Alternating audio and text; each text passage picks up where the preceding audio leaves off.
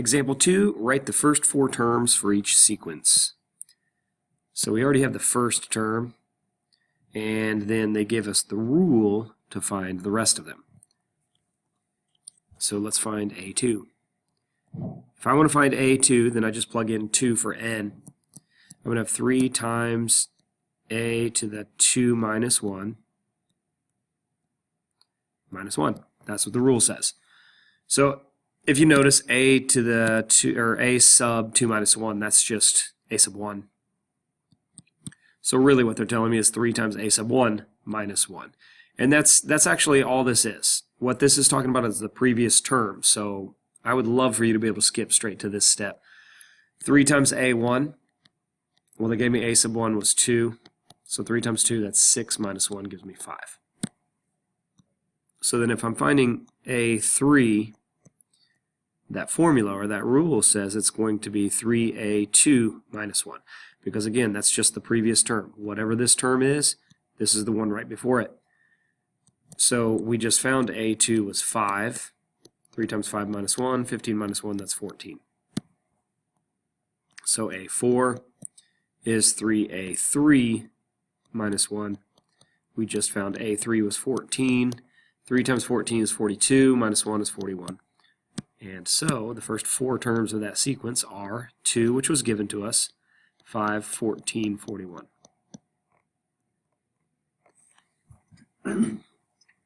Excuse me. Next one gives me the first term is 5. And they say, here's the rule. So a2 is going to be a1 plus 2 times n. And n is just the number that we're looking at right here, 2. So a1 was 5. 2 times 2 is 4. That's 9. Let's do a3. So now n is 3. We have the previous term, a2, plus 2 times my n, which was 3. a2 was 9, plus 6 gives me 15. a4, previous term is a3, plus 2 times n. That's 15 plus 8 is 23. And so first term is 5, 9, 15, 23. Those are my first 4 terms. Suppose an insect population density in thousands per acre during year n can be modeled by the recursively defined sequence a sub 1 equals 5, and then this big rule right here. A lot of decimals, you're going to want a calculator, but part A says find the population for n equals 1, 2, 3, 4, 5, 6. So all they're doing is saying, let's find the first 6 terms here. And so the first term was given to me, a sub 1 was 5. I need to find a sub 2. So a sub 2, according to the formula, is 2.6 times the previous term, which is a1, minus 0.25 times that previous term squared. So plugging in 2.6 times 5 minus 0.25 times 5 squared, you punch all that up, you're going to get about 6.75. I think that might be exactly 6.75. So we're just going to use the previous result in each of these exercises. So a sub 3, according to the formula, says 2 times the previous minus 0.25 times that previous squared. That's going to give me about 6.16. Continuing, a sub 4, 2 times the previous, notice this is an approximation right now, minus 0.25 times the previous squared, 6.53, roughly.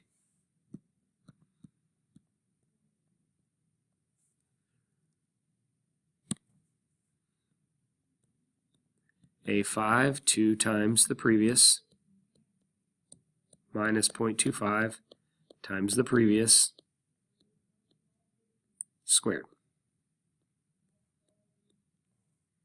6.32.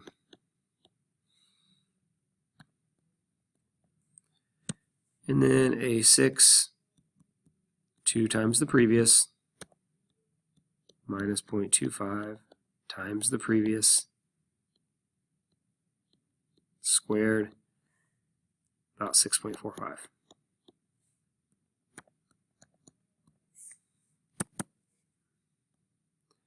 So it says find the population for those. We just did that. Part B says graph those values and describe what happens to the population density as n increases. So we could use some sort of graphing software if we want, but I don't need to. If you look at the numbers in the table, I need to go up to 6 or so, 6 or 7. So if I was going to graph this, 1, 2, 3, 4, 5, 6 on my x, that would be my left side column, or n, I guess. N.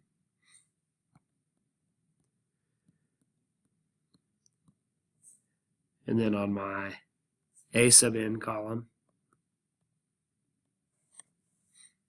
needs to go up to 7, I guess. I'm going to break the scale, and we're going to start counting at 4, 5, 6, 7.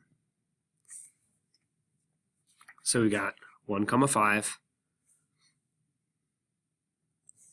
and 2, 6.75,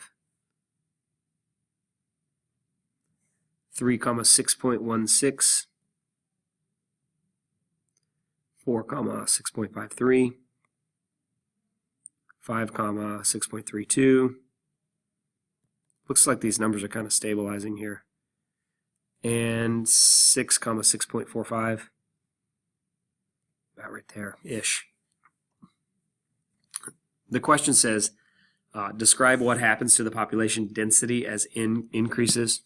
Well, as we continue to go this way, it looks like it's going to pretty much stable out. Okay, it's going to stabilize. So we'll say seems to stabilize to about 6.4, and we'll say thousands of insects per acre.